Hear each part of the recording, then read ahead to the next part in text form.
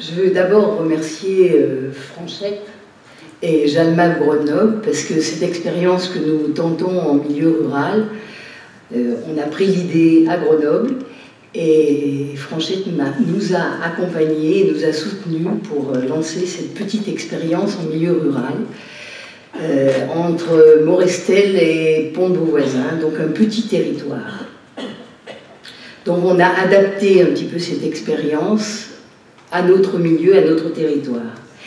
Qu'est-ce que sont ces ateliers? Ce sont des groupes de parole où on se réunit pour parler de la mort et de la vie à partir de thèmes choisis. Et on organise 3 ateliers entre novembre et le mois d'avril, la période où les gens du pays sont un peu disponibles. Et nous choisissons chaque fois un thème. Je peux vous citer quelques thèmes. On s'est inspiré aussi de Grenoble pour certains. Par exemple, on a travaillé le thème de la séparation, parler de la mort avec ses proches. Qu'est-ce qui en nous dit non à la mort? Doute et difficultés dans l'accompagnement des proches face à la mort. Force de vie, quelles ressources nous avons utilisées pour traverser les épreuves, l'accident, la maladie, le deuil. Comment accompagner l'enfant face à la mort. Et notre prochain atelier sera sur la réconciliation avant la séparation.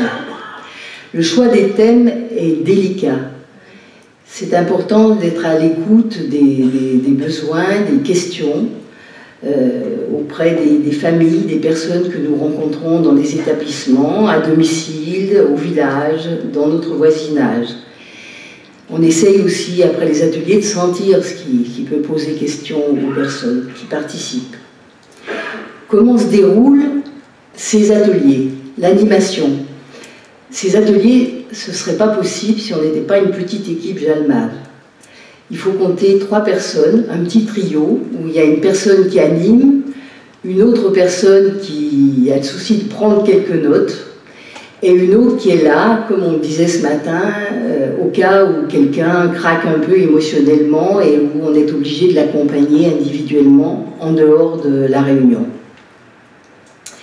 Et on se connaît suffisamment pour co-animer et pour que chacune intervienne quand on sent qu'il y a besoin d'intervenir. Chaque personne de l'équipe Jalmab, donc on est 3, parfois il y a encore 1 ou 2 personnes de Jalmab, s'exprime aussi par rapport au thème, exactement comme font les gens qui viennent. Donc on est dans un climat de vérité, de simplicité et de grande égalité. Ces ateliers durent environ 2 heures et on a cherché un lieu au début, on a un peu allé à droite, à gauche, et puis finalement on a trouvé une maison qui a été mise à disposition par la mairie des Avenières à l'Accorderie, qui est une association d'échange de services. Et donc on fait cette réunion dans la salle de séjour, c'est une maison et c'est très chaleureux et c'est très bien. En plus, il y a 100 adhérents dans cette association et je pense que c'est un vivier de personnes potentielles intéressées par l'atelier et qu'on a à développer des liens avec eux dans ce partenariat et que c'est intéressant. Donc, il y a des règles pour cet atelier. Chacun prend la parole quand il le sent, quand il a envie. Il parle de son vécu, de son ressenti et il parle au jeu. Chacun est invité à écouter avec bienveillance, empathie, sans jugement. Il n'y a pas de débat, il n'y a pas de discussion. Quand on sent que ça part sur un débat ou que quelqu'un a envie de conseiller quelqu'un d'autre, l'animateur coupe et remet sur la règle. On laisse un petit temps de préparation au début, 10 minutes, pour que chacun puisse en silence noter les points qu'il a envie de partager. Donc, comment se déroule la séance? Il y a un premier tour de table où chacun parle donc, comme je l'ai déjà dit, de son vécu, de son ressenti par rapport au thème choisi. Et l'animateur veille à ce que cette parole soit partagée. et il n'y a pas de débat, pas de conseil. On fait un deuxième tour de table, où à ce moment-là, chacun va parler de ce qui a résonné pour lui dans la parole de celui qui a parlé au premier tour de table. Vous avez dit ceci, cela m'a touché, et là on a un peu une rencontre, disons, de cœur à cœur, de personne à personne. Et il y a un vécu partagé, j'ai été touchée par ce que vous avez dit, on rentre un peu dans l'intime, dans le cœur à cœur. Et puis il y a un troisième tour de table où chacun s'exprime sur ce qu'il va ramener chez lui. Et comme vous l'appeliez à Grenoble, le petit caillou blanc, on a copié, parce qu'on trouve ça très joli. Et chacun dit en une phrase quel est le petit caillou blanc qu'il ramène chez lui. Et ce petit caillou blanc, c'est ce qu'il retient de cet échange et qu'il va utiliser comme élément, comme nourriture pour vivre son quotidien. Donc il y a un grand respect de la parole de chacun et on ne fait pas de compte-rendu exhaustif, on fait une petite synthèse simplement des idées partagées qu'on envoie seulement aux personnes qui ont participé à l'atelier ce jour-là. Je pense qu'il y a une petite différence quand on est en ville, en milieu rural, où les gens se connaissent et où il faut vraiment faire attention à l'intime et à la confidentialité. L'information de ces ateliers, eh bien, on a donc la liste de toutes les personnes qui ont participé aux ateliers, on a les adhérents de Jalmave, et puis on a constitué depuis 10 ans un réseau, c'est-à-dire de personnes qui sont intéressées par Jalmave, qui sont venues aux réunions d'information, qui ont participé aux conférences, et puis on a une liste de partenaires intéressés, donc on envoie une centaine de mails pour informer de cet atelier. Mais c'est une information assez ciblée, on ne met pas ça n'importe où, voilà. Donc on fait un petit tract de couleurs différentes et où on annonce le thème, le lieu, et où on dit aux gens qu'ils vont parler de leur vécu, de leur ressenti, et qu'ils pourront aussi poser les questions, enfin je veux dire, c'est pas... voilà. Et on demande maintenant aux gens de s'inscrire, ça les engage un petit peu. Voilà, au niveau de l'information, au niveau de l'intérêt de ces ateliers, c'est-à-dire le premier petit bilan qu'on peut faire, c'est de se dire que c'est vraiment un lieu où on peut dédramatiser la mort et la vie, parce qu'on en parle, chacun en parle, et on libère une parole par rapport à ces moments-là. Il y a des personnes qui viennent et qui disent « Oh là là, ça fait du bien de parler de ça, parce que j'en ai jamais parlé jusqu'à maintenant ». Donc il y a on libère la parole, voilà. Et la mort est moins tabou.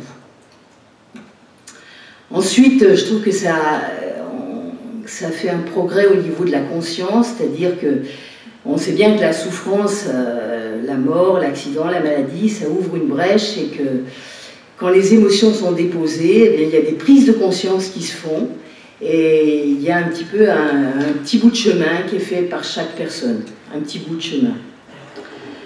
Et puis les paroles des uns font écho aux paroles des autres et ce qu'a dit l'autre apporte un éclairage par rapport à mon vécu.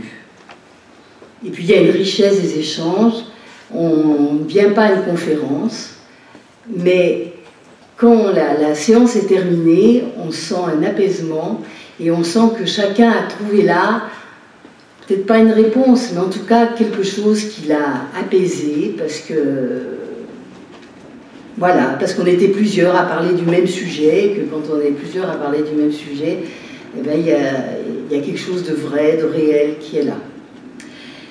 Ensuite, l'intérêt, c'est que ça crée quand même des liens, des rencontres, il y a des gens qui se rencontrent à ces ateliers, ça crée des ponts par rapport à l'isolement. Parfois en milieu rural on peut être isolé et quand on vient à ces ateliers on peut rencontrer quelqu'un qui a vécu la même chose que soi et on peut prendre le téléphone, le mail et il y a quelques contacts comme ça qui se sont établis. Il y a des liens invisibles qui se créent et un sentiment un peu de solidarité parfois. En tout cas, savoir qu'on n'est pas tout seul à vivre ça et qu'il y a une équipe aussi Jalmave qui est là. Et c'est important. Ça crée un peu de l'espoir, oui, de l'espoir qu'il y a des lieux où on peut déposer ses bagages, déposer sa souffrance et qu'on peut faire des réserves d'une nourriture qui est un peu un baume pour sa douleur. C'est aussi des traversées souvent racontées, hein, avec un début dur, terrible, difficile, puis des étapes, et puis en fait une fin beaucoup plus apaisée. Et c'est des petits bouts de récits de vie, c'est comme des petits voyages que les gens racontent. Et en fait, on fait l'expérience dans ces ateliers de la force qu'on peut avoir dans la fragilité. Et puis, le goût de la vie, le sentiment que ces partages aiguisent le goût de la vie.